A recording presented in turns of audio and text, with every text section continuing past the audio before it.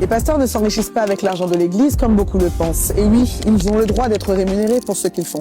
Je vous l'explique. Déjà, première vérité, oui, un pasteur peut être rémunéré et non, ce n'est pas un salaire comme dans une entreprise. C'est ce qu'on appelle une rémunération de ministre de culte. Et juridiquement, c'est encadré. En France, par exemple, c'est légal, déclaré, imposable, avec même une caisse dédiée, la CAVIMAC. Et bibliquement, ce n'est pas nouveau. Ceux qui annoncent l'évangile doivent vivre de l'évangile. Et l'ouvrier mérite son salaire. Donc non, le problème n'a jamais été la rémunération. Maintenant, parlons de cette idée qui dit que les pasteurs deviennent riches grâce à l'Église. Montre-moi un seul pasteur qui ouvre une église aujourd'hui et devient riche le lendemain.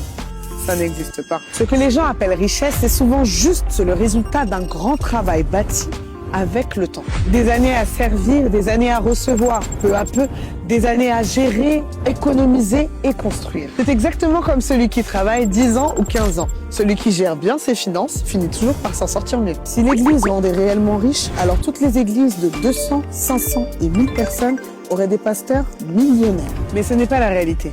Un pasteur, ce n'est pas une machine. C'est un homme, un humain, qui donne, qui sert et qui, comme tout le monde, vit de ce qu'il reçoit. Où est le problème s'il sait bien gérer ce qu'il reçoit au point d'en faire une multitude? Ce que tu vois aujourd'hui, c'est souvent le fruit de plusieurs années de travail invisible. Et toi, tu penses que le pasteur devient riche grâce à l'Église?